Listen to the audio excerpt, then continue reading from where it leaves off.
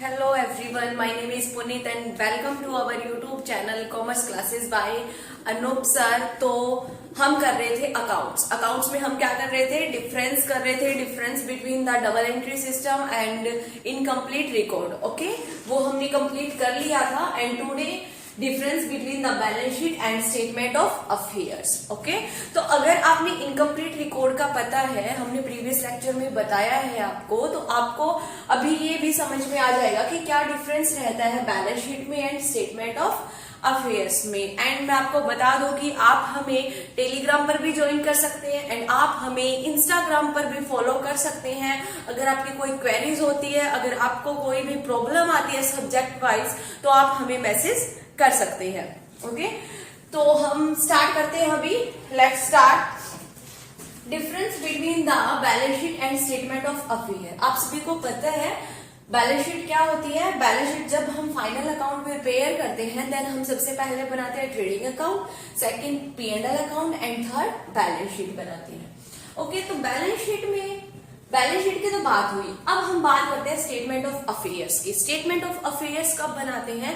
जब हम incomplete record को रिकॉर्डिंग करते हैं, जब हम इनकम्प्लीट रिकॉर्ड की, उस टाइम पे हम बैलेंस शीट ना बना के हम क्या बनाते हैं, स्टेटमेंट ऑफ अफेयर्स अकाउंट्स बनाते हैं।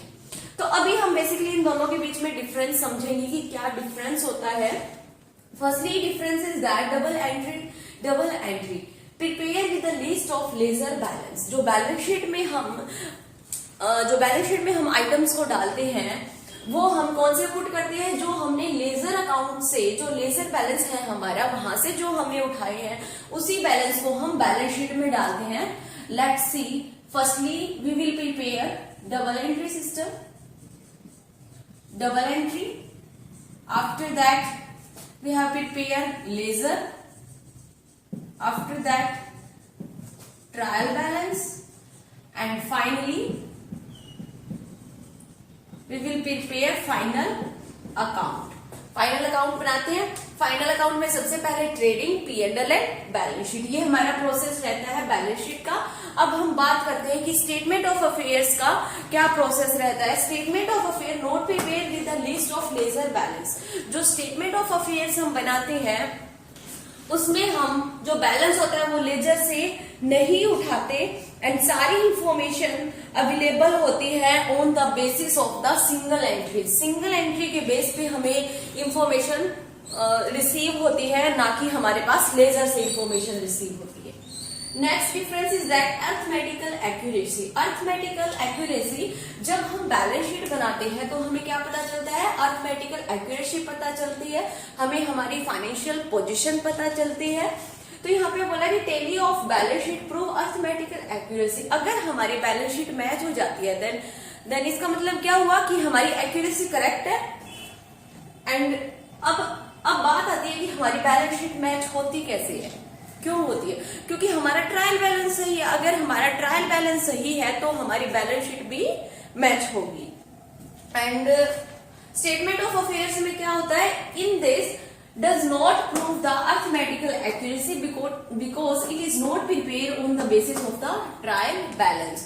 हमें स्टेटमेंट ऑफ अफेयर्स में हमें एक्यूरेसी का पता नहीं चलता क्योंकि it is not based on the trial balance, क्योंकि ये ट्रायल बैलेंस के ऊपर बेस नहीं है। Next difference is that value of assets and liability. Third करते हैं हम value of assets and liability. जो बैलेंस शीट में हम वैल्यू लिखते हैं एसेट्स की और लाइबिलिटी की, that value is based on the ledger account. जो हमने लेजर अकाउंट में पुट कर रखी है, सेम एज इट इज वही वैल्यू को उठा के हम बैलेंस शीट में पुट करते हैं। And value based on physical inspection. जो हम फिजिकली इंस्पेक्शन करते हैं या फिर जो हम फिजिकली देखते हैं कि हमारी एस्टिमेशन से जो हमारी पर्टिकुलर एसेट्स है, लाइबिलिटी है, इस वैल्यू की है, that value mentioned in the statement of affairs। next point is object में हम क्या करेंगे, it is prepare ascertaining the financial position। as you all know कि हम जो बैलेंस शीट बनाते हैं वो हम फाइनेंशियल पोजीशन को फाइंड आउट करने के लिए बनाते हैं। ओके, तो बैलेंस शीट के थ्रू हमें फाइनेंशियल पोजीशन का पता चलता है, हमारी बिजनेस की फाइनेंशियल पोजीशन क्या है, स्ट्रॉन्ग है, वीक है, कैसी है। Okay, but statement of affairs ascertaining the capital of business, statement of affairs से हमें कैपिटल ऑफ बिजनेस का पता चलता है, ना कि फाइनेंशियल पोजीशन का। Next point is that omission of assets and liability. अगर हम एसेट्स एंड लायबिलिटी की वैल्यू मेंशन करना भूल गए हैं, देन हम बैलेंस शीट में क्या ट्रीटमेंट करते हैं, इजीली डिडक्ट कर सकते हैं, because balance sheet should not match. हम इजीली डिडक्ट कर सकते हैं अगर हम कोई भी आइटम को, कोई भी एसेट्स की आइटम को या कोई भी लायबिलिटी के आइटम को हम ऐड करना भूल गए हैं, तो हम इजीली डिडक्ट कर सकते हैं। क्यों डिडक्ट कर सकते हैं, क्योंकि अगर हमारी बैलेंस शीट मैच नहीं होती तो हमें पता चल जाता है कि या तो हमारी एसेट्स में प्रॉब्लम है या हमारी लायबिलिटी में प्रॉब्लम है। प्रॉब्लम इन द सेंस कि हम ओमिशन है, कुछ ना कुछ प्रॉब्लम है, या फिर हमने मेंशन नहीं किया, तो हम इजीली डिडक्ट कर सकते हैं उस एरर को। बट स्टेटमेंट ऑफ अफेयर्स में it can not be easily deduct.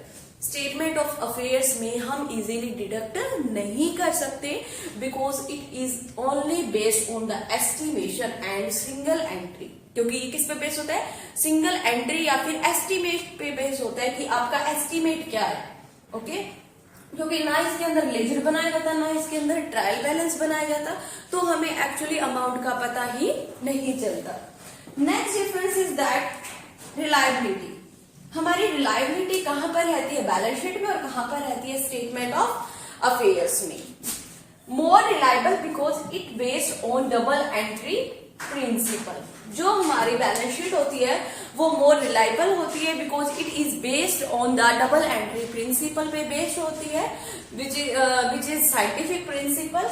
And statement of affairs less reliable because it is based on incomplete record and estimation. इसने बोला कि जो हमारा स्टेटमेंट ऑफ अफेयर्स होता है वो हमारा एस्टिमेशन पे और सिंगल एंट्री पे बेस होता है, so it is less reliable.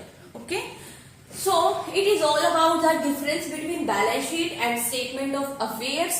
मैंने आपको बता दिया कि हम बैलेंस शीट कब प्रिपेयर करते हैं, स्टेटमेंट ऑफ अफेयर्स कब प्रिपेयर करते हैं, एंड दोनों में क्या डिफरेंस रहता है। ओके, होप्स आप सबको क्लियर हुआ होगा। अगर आपको क्लियर हुआ तो आप कमेंट बॉक्स में जरूर मेंशन करके बताएं, और भी कोई टॉपिक अगर आपको समझना है या फिर और किसी टॉपिक में आपको प्रॉब्लम है तो आप हमें कमेंट में बता सकते हैं। And please like, share and subscribe my YouTube channel. Thank you.